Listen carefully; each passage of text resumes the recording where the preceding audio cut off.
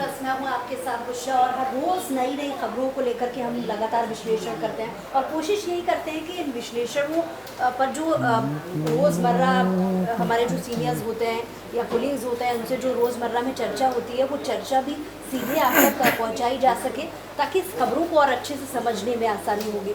और आज एक बार फिर से हमारे साथ चर्चा के लिए स्वराज एक्सप्रेस के एडिटर अजय त्रिपाठी जी हमारे साथ मौजूद हैं। अजय त्रिपाठी जी, कल की हमारी जो चर्चा अधूरी रह गई थी उसको भी हम जारी रखेंगे, लेकिन आज एक और विशेष खबर मैंने देखी दिन भर जब बुलेटिन चल रहे थे। टकटकी जिस खबर पर मेरी लगी हुई थी वो खबर थी कि प्रधानमंत्री मोदी जल्द ही मध्य प्रदेश के दौरे पर आने वाले हैं। इस खबर को आपने बहुत अच्छे से देखा है, मैं चाहती हूँ कि वो और जो अच्छे से मैं उस खबर को समझ पाऊँ और अपने दर्शकों तक भी वो देखिए। वो टकटकी वाली खबर बुशरा थी ही। टकटकी इसलिए कि उस दिन प्रधानमंत्री जी का जन्मदिन है, 17 सितंबर को जब आ रहे हैं प्रधानमंत्री जी का जन्मदिन है, और स्वाभाविक रूप से अगर अपने जन्मदिन के दिन प्रधानमंत्री वो भी नरेंद्र मोदी मध्य प्रदेश आता है तो स्वाभाविक रूप से टकटकी वाली खबर है। और ये जब कैबिनेट में आज डिसीजन हुआ, कैबिनेट में मुख्यमंत्री जी ने बताया सबको, पूरी कैबिनेट को, तो हम लोगों को जब मैसेज मिला तो हम लोग भी बड़े रोमांचित थे कि आखिरकार प्रधानमंत्री जी उस दिन आएंगे, तो स्वाभाविक रूप से बड़ी खबर है। और प्रधानमंत्री जी का आना और जब आ रहे हैं वो कारण भी बहुत महत्वपूर्ण है कि पहली बार देखिए मध्य प्रदेश का जो पालपुर कूनो है वहाँ चीते लाए जा रहे हैं। नामीबिया के वो चीते जिनकी प्रजाति विलुप्त हो रही है, उनके पास सिर्फ नामीबिया के जो जंगल हैं उन जंगलों के अलावा और कोई जगह नहीं बची है कहीं, उनको शिफ्ट किया जा रहा है ताकि वो पूरी की पूरी प्रजाति बनी रहे। और आप हमारे अपने दर्शकों को मैं आपको जरिए बताना चाहूँगा कि बड़ा आयोजन है। आप इमेजिन कर सकती हैं कि चीतों को नामीबिया से हवाई जहाज़ से लाया जाएगा और हवाई जहाज़ से फिर इनको दिल्ली से हेलीकॉप्टर से लाया जाएगा, और हेलीकॉप्टर के लिए बाकायदा उस जो पालपुर कूनो अभ्यारण्य सेंचुरी जो है वहाँ आप हेलीपैड बनाए गए हैं।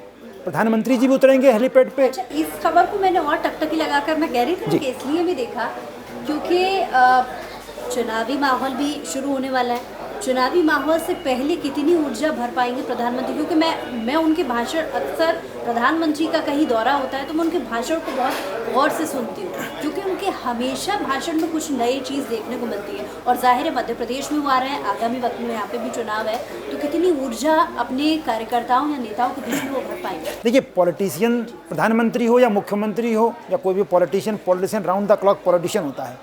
उसकी हर सोच में एक पॉलिटिकल अंदाज रहता है, और निश्चित रूप से प्रधानमंत्री आ रहे हैं तो मध्य प्रदेश का चुनाव, ये चीते पिछले 20 साल से आ रहे हैं।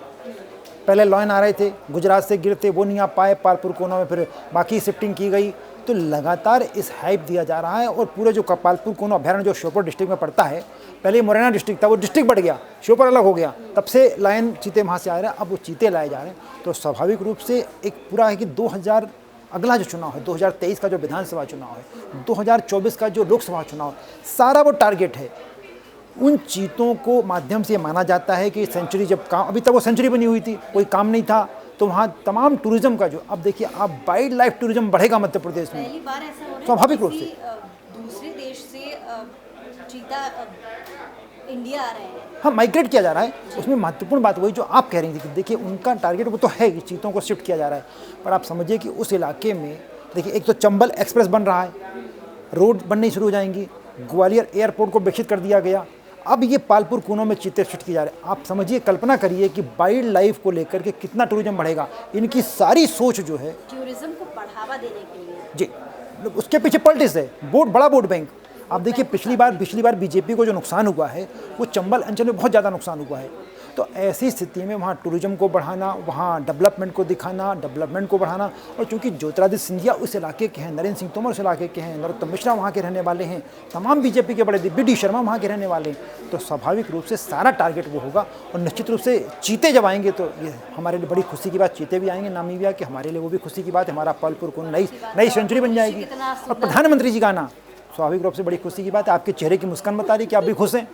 बिल्कुल, मैं बहुत खुश हूँ। अच्छा, एक चीज़ और, यहाँ पर HL मैं देख रही थी अभी जैसे थोड़ी देर पहले, HL भी एक और विशेष खबर मुझे नज़र आई, वो है लाडली लक्ष्मी योजना पार्ट 2 जी।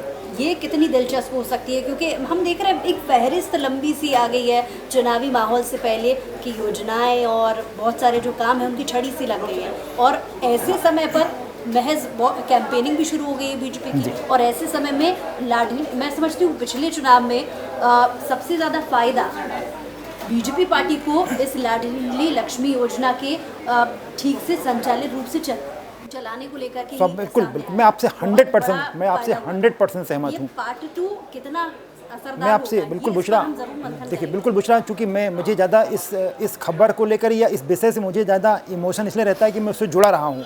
जब 2005 में ड्राफ्टिंग हो रही थी इसकी, तब से जुड़ा हूँ इस योजना से। निश्चित रूप से लाडली लक्ष्मी योजना और बेटी बचाओ अभियान और मुख्यमंत्री कन्यादान और निकाह योजना, इन प्रोजेक्ट ने मिलकर के 2008 का चुनाव जिताया था। उसके बाद बनाने का सही काम इसी योजना की तरफ। और आपको ये जानकर, हमारे दर्शकों को भी जानकर बड़ा खुशी होगी और आश्चर्य होगा कि इकलौती जो है योजना है।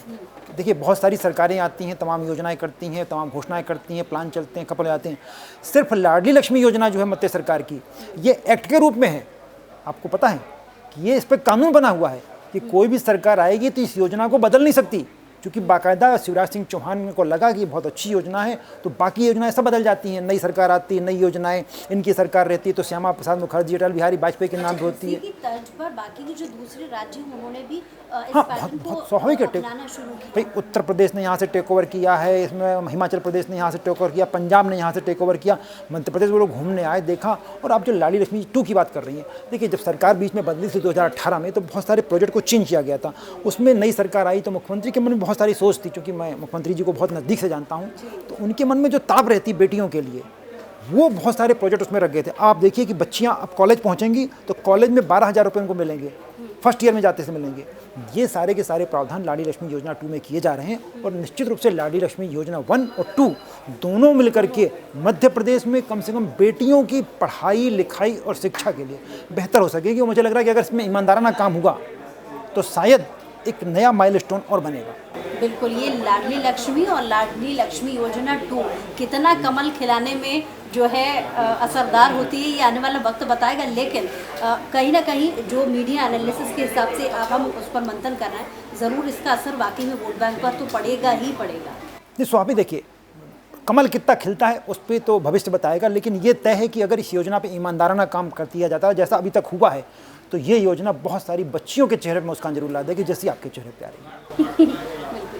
तो आज की खास चर्चा में आज के लिए इतना ही। कुछ और अलग विश्लेषण के साथ, कुछ और नई खबरों के साथ में कल भी हम जुड़ेंगे और नई खबरों पर विश्लेषण करने की कोशिश करेंगे। आज के हमारे खास कार्यक्रम में इतना।